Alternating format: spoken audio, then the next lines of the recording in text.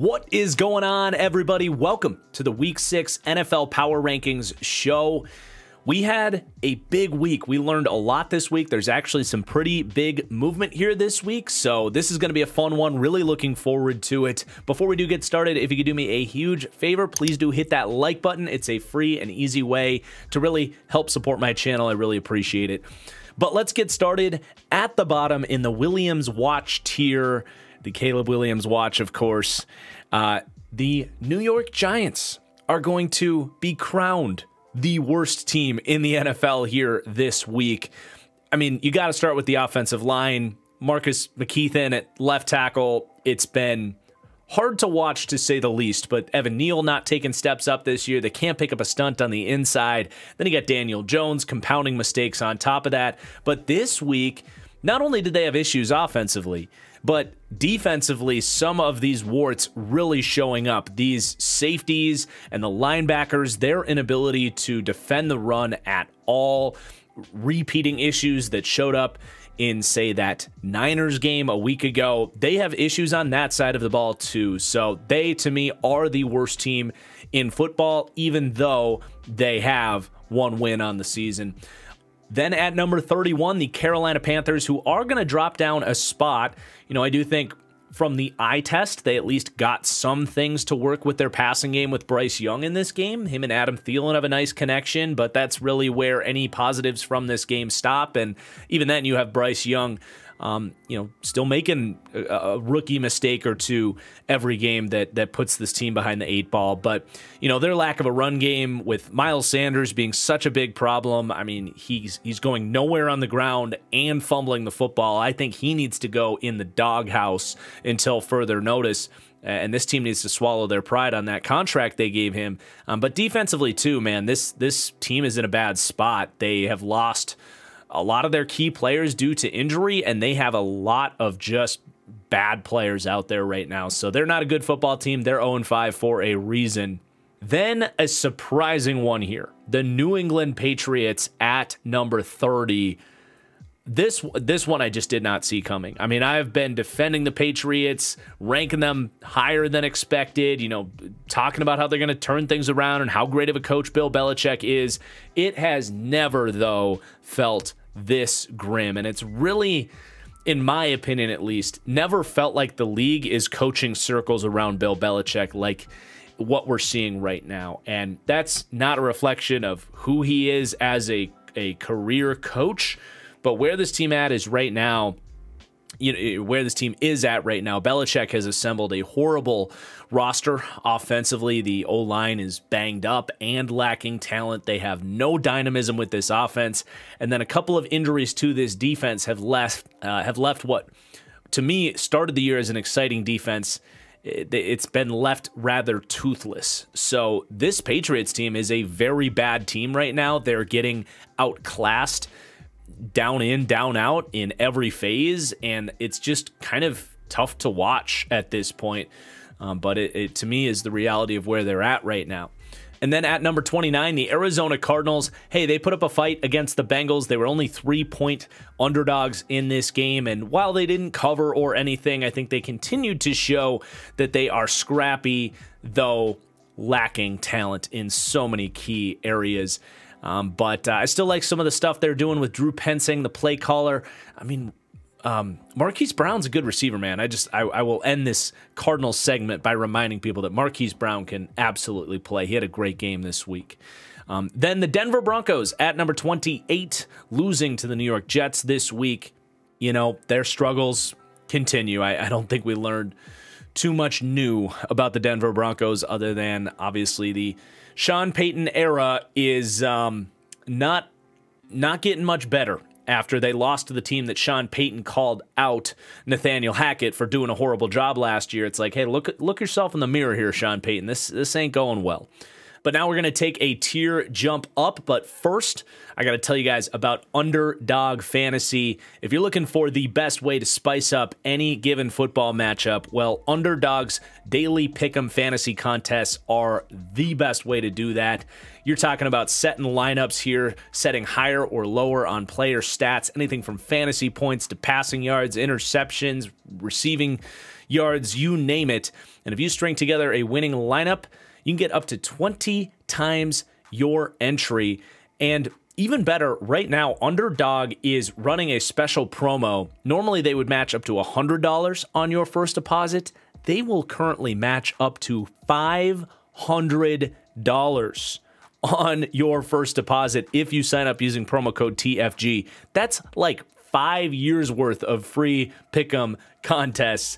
Again, a cheap and easy way to spice up your interest in any given matchup. Get some big winnings. I love Underdog Fantasy. I know you guys will too. Do make sure it's eligible in your state before you sign up. But yeah, that's promo code TFG at Underdog Fantasy. But let's talk about this next tier here. And these are still bad football teams, though I think more consistently competitive at this point than those previous five teams we just talked about. But that is going to start with the Washington Commanders. And using the word consistency with this team is difficult. It's a difficult sell. They just don't seem to be able to put together, 4 quarters of consistent football on either side of the ball.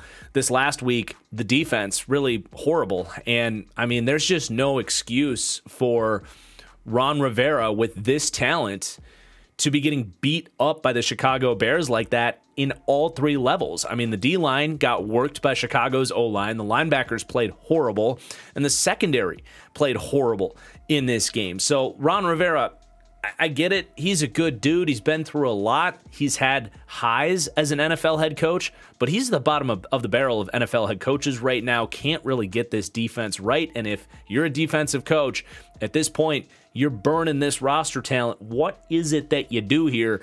I thought it was funny. He said at halftime that he didn't really give them a pump-up speech. He lets the players do the talking. And that just continues to add to the what is it that you do here idea here. Because if you're not pumping them up, you're not calling the defense, and you're not structuring the defense in a successful way, case in point kind of there.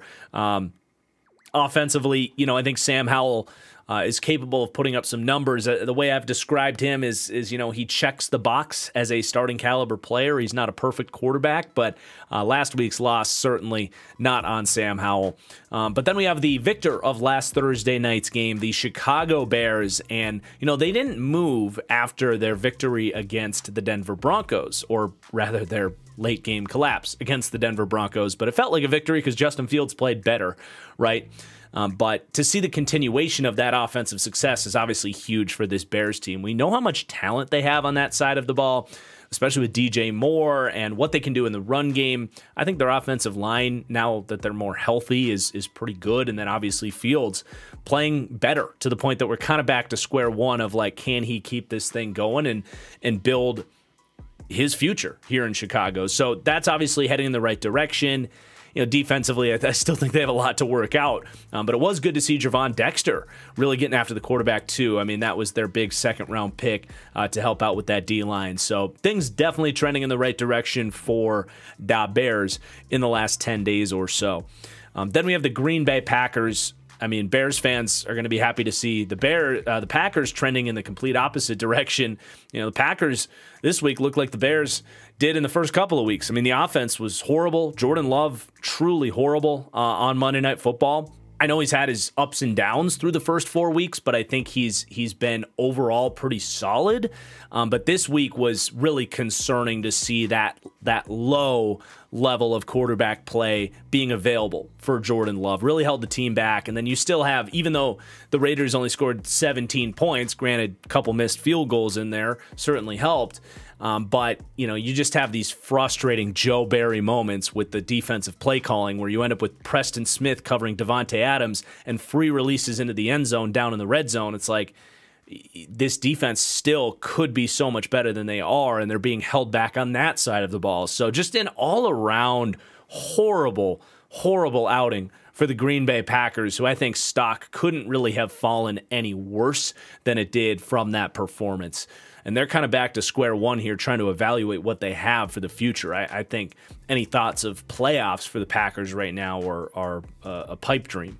And then we got the Las Vegas Raiders at number 24. It's kind of funny that the Thursday night and Monday night teams are rounding out this bad teams tier. We didn't exactly get treated to the highest stakes matchups there, but hey, how about the Raiders picking up a win, kind of a complete team win on Monday Night Football? Am I going to sit here and sell you on the Raiders being a good football team after they beat a Packers team playing a horrible game on Monday Night Football? No, not really. But I will give Max Crosby his credit. I mean, he's really putting this defense on his back, opening up playmaking opportunities for some of these guys in the back end too. But I mean, Crosby to me is entering that tier 1 of pass rushers. And you guys know I do not just do that willy-nilly. Like, he is truly insane, and I never thought we'd have Crosby up there with Nick Bosa and Micah Parsons and Myles Garrett and TJ Watt and those guys. I think he's playing at that level and has played at that level long enough that he's that level of player. So they have him. They have some playmakers offensively, but ultimately, I think Jordan Love made a bunch of mistakes and gifted a better defensive performance to the Raiders than they could have had against a bad Packers offense. And if it weren't for some Joe Barry play calls where they're given, free releases and Devontae Adams matched up on an edge rusher, the offense didn't do a whole lot. So I don't know. I'm not going to sell up the Raiders too much, though I think they are better than the Packers, Bears, and Commanders right now. And then we have the NFL middle class, and we're going to see 4 teams jumping up into this tier after big wins this week, and that's going to start with the New York Jets, who have had a good couple of weeks, though even in a win, and, Zach Wilson was okay in this game. Breece Hall was awesome. The defense did enough in this game, even in what was a solid week for them, beating the Broncos, kind of getting their record back in contention, so to speak.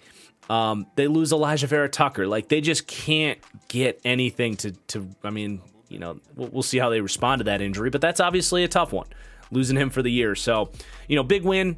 They're going to stay ranked 23, but they do climb up a tier back up into the middle class because I think offensively they're much more competent than we would have viewed them a couple weeks ago. Then the Pittsburgh Steelers at number 22. They're actually going to drop down a spot but climb up a tier. Sometimes it works out that way. A couple other teams were just more impressive. And Steelers fans might be mad about this. Other Steelers fans might agree with me here, but look, they got outplayed for 57 minutes. Lamar was dotting them up. The receivers kept dropping balls. And then with 3 minutes left, the Steelers smelled an opportunity to come back and win that game. And, that's who they are. The Steelers are an opportunistic team, and they're going to be competitive. And, that's a credit to them. But they still got offensive problems, man. There's no way around it. They're right there with the Jets, in my opinion. Both, a team that's going to need big defensive performances to win games, whose offense just isn't particularly reliable. They're a week away from going into Houston and getting blown out. So let's not forget that. But then we are going to have those Houston Texans at number 21. I don't feel much differently about them after they lost to the Falcons. I did pick the Falcons to win this week, just kind of on a hunch. But I think that's about where the Texans are, right? Like Stroud was still pretty good in this game. The defense wasn't horrible. They are a team that is incomplete in terms of where they want to be. They're just so inexperienced. They don't have answers for everything. I think we felt that in this game. But it's not like they had some falling out either where they went back to what we felt like they were in the first couple of weeks either. So I'm not really worried about them, but obviously for Texans fans that felt like this could be a special season, maybe a little bit of pump the brakes on that. But then we have the New Orleans Saints, a massive response week, just dominating the New England Patriots. Complete team win for the Saints. Definitely their best outing, obviously winning by that many points. But, Carr, I think, played well in this game. His best game on the season, pretty much inarguably. I mean, he looks more comfortable here and even made some big throws in this game. So that's good. But, you get Kendre Miller in there, looked explosive as another option in this passing game. And then defensively, obviously playing extremely well this week too. So big win for the Saints. They're getting things back on track. They climbed to 3-2. And then the Atlanta Falcons as well, a huge bounce back week for their quarterback Desmond Ridder, who I have not been kind to the last couple of weeks, but he pulled a U-turn this week. He was genuinely good in this game. Made some big throws down the field, used his feet and the clutch drive at the end to beat the Texans.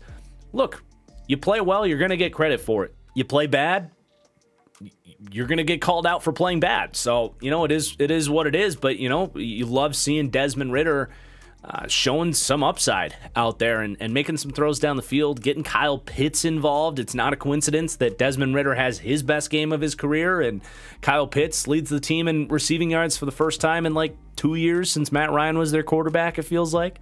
Yeah, that's what Arthur Smith envisioned for this passing game much more.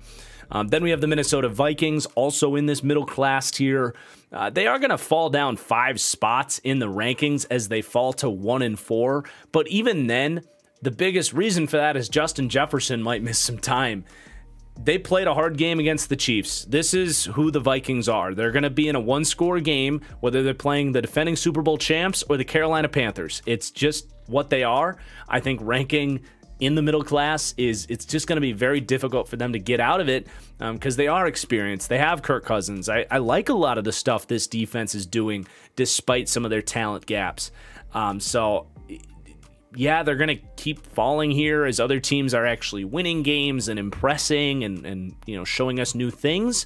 But this Vikings team, despite having one of the worst records in the NFL, is not one of the worst teams in the NFL. They just aren't. And then you got the LA Rams at 17, and another situation where they're going to drop down 3, but I don't feel worse about them necessarily. It's just other teams are climbing up. But yeah, I mean, the offense, I think, is still going to continue to work. They kind of ran out of gas late in this game against the Eagles, and they had some big drops and just some slight misses from Matthew Stafford late. I don't want to fully excuse away those things. That's a part of who they can be any given quarter. But it was really fun to see Cooper Kupp come back, and they still were able to get Puka Nacua going with Kupp on the field. That was going to be a big question mark for me, and those two guys had like 23 targets combined, and Puka didn't come off the field once all game.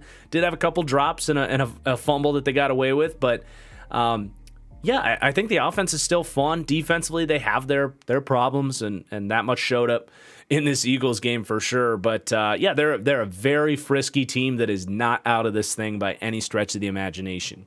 Likewise with the Tennessee Titans. I thought they were really competitive in a loss this week. Any week where their offense is just average to functional like it was this week, they're going to be right in it till the end. Obviously, it just didn't work out for them to finish the game in the win column, but I thought Tannehill played all right this week. Hopkins, Tyjae Spears, like they've got options here to at least move the ball offensively and defensively. They're going to hold you between 14 and 24 every single week. So, they lose this week, but I still think a very solid average to above average football team. And then the Indianapolis Colts, who beat the Titans this week. And they really just continue to impress me in every phase for the most part. I mean, whether it's Anthony Richardson or Gardner Minshew in there, they're able to pivot and beat you in a different way. And it's so just reflective of Shane Steichen on the Eagles, where he was so good at just catering to his players' skill sets and coming up with a game plan that works for his players best. And his ability to kind of pivot in between a game to go from completely different quarterbacks, Anthony Richardson to Gardner Minshew. It's just so impressive from a coaching perspective, but they're cleaning up a lot of their offensive line issues here. They're running the ball so much better. I mean, it was a big Zach Moss week here as they kind of sprinkled Jonathan Taylor back in. The Colts were getting some crap from some people for extending Jonathan Taylor when Zach Moss is doing the things he's doing. I actually like extending Jonathan Taylor. You got a quarterback on a rookie contract, a team that isn't overly aggressive. You've got a superstar running back in-house. I think there will be plenty of weeks ahead where this team is happy that they have Jonathan Taylor, and his dynamism is just so much more than a Zach Moss. So I will defend the Colts on that front. I was actually very excited for them that they got that deal done. I don't think it was a bad contract for who Jonathan Taylor is as a player at all. So that's exciting. The offense is working, and defensively, seemingly every week, this run defense has been outstanding. These linebackers, not named Shaq Leonard, are really good players. Not Sam Franklin, that's the safety for the Panthers, but Zaire Franklin, even Grant Stewart was in there making plays this week. EJ Speed. They have a great D-line against the run. They're just a really tough, well-coached football team. 15 is a good spot for them. And then the Tampa Bay Bucks. For those that listen to the Fully Inflated Football podcast, I said in last week's episode that I regretted not ranking the Bucks a little bit higher last week. Nothing crazy. But I mean, they're on bye this week, so I don't want to spend too much time on them. You can go back to my reflection on their Week 4 win if you want to hear kind of why I felt that way. But yeah, I think the Bucks deserve some credit for how sound they are defensively, and just Baker and that offense are also playing pretty consistent football when you really look at it. So this is a combination of other teams losing that were ranked on top of them, and a little bit of correction for probably ranking them a few spots too low last week. But climbing up a tier again, the Cincinnati Bengals, and this is kind of tough because we obviously felt very highly about the Bengals coming in. They were my Super Bowl pick this season. So their upside we know is up there. And when you have such a polarizing turn of events, really, where Joe Burrow for the first 4 weeks of the year could not move, couldn't play like his old self, and then all of a sudden you watch him play no matter who he's playing against, and you're like, Joe Burrow's back, baby. Like, he was moving, doing the old, Joe Burrow stuff, extending plays, creating throwing windows that shouldn't have been there, running the offense in the way that we know that Bengals offense to be. And that was in a week where T. Higgins didn't play as well.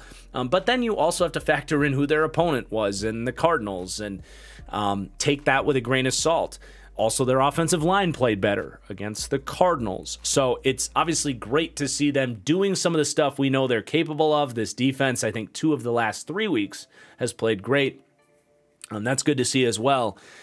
But yeah, like I would love to bounce the Bengals all the way back up into the top 10 and say they're all the way back. Certainly Burrow in this one game looked all the way back. So that's extremely encouraging for the Bengals. They're 2-3. They're a game out of first place in their division all of a sudden. And they are hoping to get things back on track here through October. We'll continue to monitor it.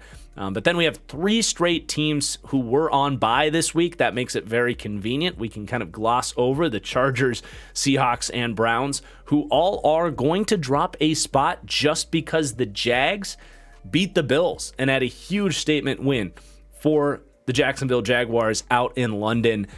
Trevor Lawrence is playing so well this year. I know he's had some statistical shortcomings with drops and just, I've been tweeting this out for the Jags, but no team has had so many almost completions on just dimes from their quarterback. But you get kind of into the second and third quarters of this game, and they started to connect on some of those balls, and you start to see the offense wake up. And I love their ability to kind of lean on Travis Etienne to close out some of these games too, where he had a really special performance. So there's that. Defensively, I still have my questions about the Jags, but this is much more of what this Jags team is capable of playing like. And the last couple of weeks have been definitely encouraging to say that they can get back on track, and they look like favorites again in that AFC South after some question marks about that. And then you got the Baltimore Ravens at number 8, and I'm only going to drop them a spot here. They're a really difficult team to know what to do with right now. Because this is the second time this year where they've had one of these just ugly ass losses. Like, there's no other way around it, where they are the better football team, but they are repeatedly firing Gatling gun shots into their feet and can't stay out of their own way. And that's what happened against the Pittsburgh Steelers. Those that watched that game were shell-shocked that they lost, because they were kicking the Steelers' ass for 57 minutes, other than the receivers dropping balls left and right. I mean, you are never, well, I can't say never, but you are going to go a long time before you see a quarterback play as good of a game as Lamar played in this game, and the defense hold the opponent to really 14 points is what it was, and the team loses. It was a spectacle in how to blow a football game here against the Pittsburgh Steelers. But what's frustrating is that's the second time this year that they've done that. The Indianapolis Colts game, they had like 6 opportunities to win it late, in a game where 12 of their starters were out and they couldn't seal the deal. So for me, it's like they got to show that they can finish these games late and play team football when it matters most. But I do see a lot of the stuff that Lamar's doing right now, and he's playing some of the best quarterback in the NFL. I think he's an MVP candidate. I think this defense is playing extremely well too. Getting Marlon Humphrey back was awesome this week. So yeah, I don't fully know what to do with the Baltimore Ravens, but I do know that I don't think this performance was necessarily worth dropping them too far in the power rankings. But I mean, if the Ravens are going to be making mental mistakes and shooting themselves in the foot, they don't deserve to be over the Detroit Lions, who are the most mentally tough, complete team of a football team right now in the league. And, you know, they don't have the superstar talent. It's Jared Goff throwing to Josh Reynolds, and then on defense, it's like Aiden Hutchinson and the boys.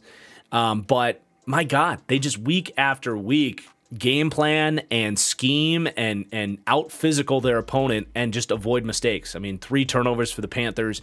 Detroit capitalized on seemingly all of them. And that's who this Lions team is. They continue to just impress me with those 3 things, really. It's intensity, it's smarts, not making mistakes, and it's scheming. Like, they are smart and physical, and that's a dangerous combination.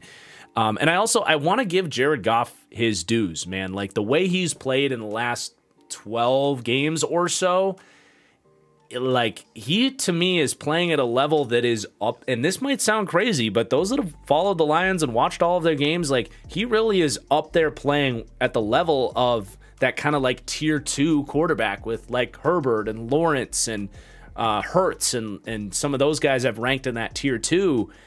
And at some point, if Goff just keeps playing at that level, he might just be a more consistent version of the old Jared Goff, and that can be dangerous to have a quarterback playing at that level. So I want to give him his credit. He's so comfortable within this system, and Detroit really is getting closer and closer to kind of being viewed by me as a team that might be a Super Bowl contender. But I do want to see them go against one of these Super Bowl contending teams.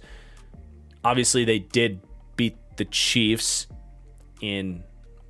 This is where Lions fans will get mad at me, but we saw what happened on that Chiefs game on week 1. I want to see them go against a Super Bowl caliber team that actually plays like one in that game. So, and then the Dallas Cowboys, another frustrating team. What a just gut-wrenching, puke all over yourself performance by the Dallas Cowboys. Like, you just can't trust this team to win a big game. You can't.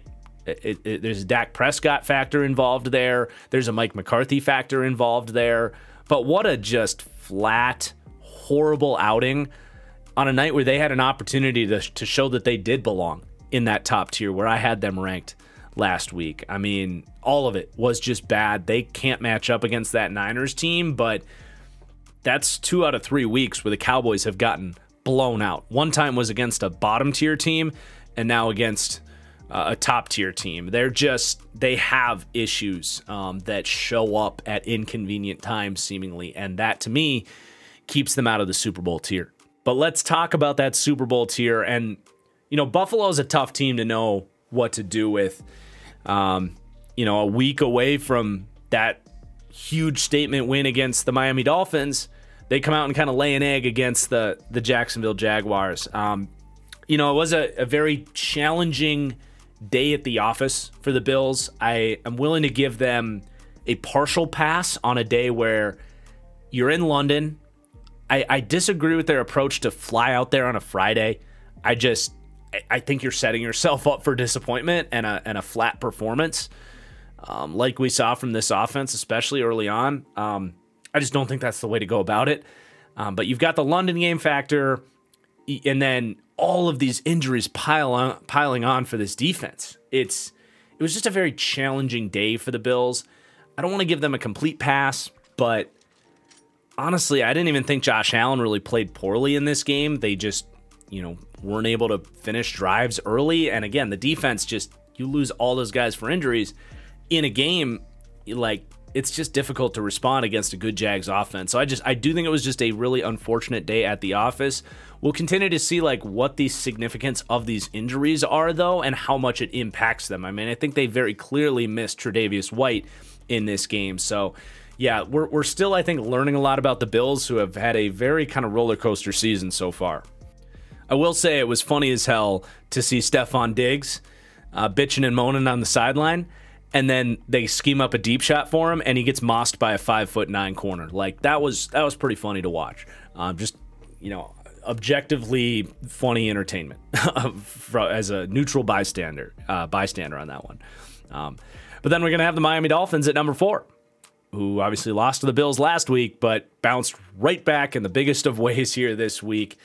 You know, they matched up well against the Giants. They just could not run and chase with this speed, but that speed is something different, man. And, you know, 4 out of 5 weeks, that's been the story of this offense. And this evolution where they're dangerous on the ground now too, where they have a running back in Devon Achane who's legitimately really good. Like, it's not just the speed, but the speed's big. But like, he's got vision and patience and ability to change gears and contact balance. Like, he's just a good running back that has insane speed. And Mostert continues to stay healthy and look really freaking good. Their offensive line's been blocking much better. So like, the fact that you have to kind of pick how to defend these guys and then they'll just go the other way against you, it's tough, man. It's really tough. They look really good. And Tua was just kind of a passenger this week. I mean, Tua didn't even play well. He had a couple of really ugly throws that kind of gave the Giants life in this game. He was just a passenger on this win, but they have so much speed and coaching that it just doesn't matter sometimes. Then we got the Kansas City Chiefs are going to fall down a spot despite beating the Vikings this week. This is much more about me being more impressed by the Eagles here this week. You know, the Chiefs remind me a lot of some of those like mid-stage Patriots teams, or some of those like Aaron Rodgers MVP seasons too, where, you know, the Packers, Patriots, this Chiefs team, they aren't going to boat race you. They don't have the explosive playmakers to win games 35-10 and just run away from games. But what they do have is a quarterback that, you know, you're going to end up in these close games all the time, and then you have a quarterback that can just take over, control the clock, convert difficult third downs, pick you apart, and that's to me what the Chiefs are. And I'm not really trying to say that as a shot at them. I think it's just being honest.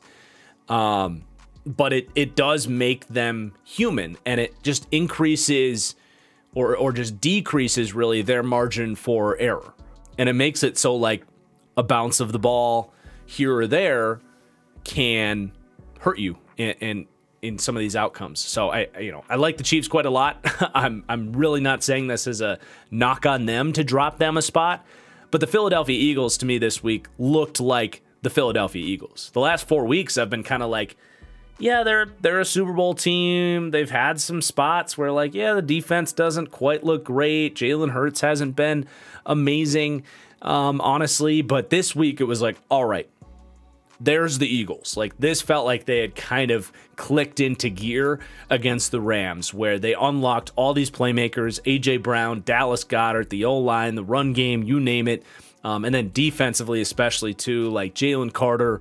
I felt like this was the most complete performance from the Philadelphia Eagles, and it felt to me for the first time like there's that juggernaut team right there. So maybe it's been there and I just haven't seen it, but I definitely felt it this week, and I'm curious if you guys felt it as well with the Eagles kind of clicking on, looking like last year's Eagles a little bit more this week. But number one is going to be the Niners. I mean, they boat raced the Cowboys. I mean, they just embarrassed them. They've been number one since week 1. I'm glad I bumped them up there after that Steelers game, because you can just see it with this team. Like, they feel like a Super Bowl champion. I know that's cliche and lazy, but the different options they have offensively. Brock Purdy just has a special character, a special characteristic about him in his ability to make plays when they need off-structure plays. But, I mean, the defense on top of it, it's It's special. It is truly special what they have in San Francisco right now. And there are your Week 6 NFL Power Rankings. I hope you guys enjoyed. Let me know where I was right, where I was wrong. Make sure you subscribe for Power Rankings every week and a bunch of other NFL content. And yeah, we'll see you guys later. Peace out.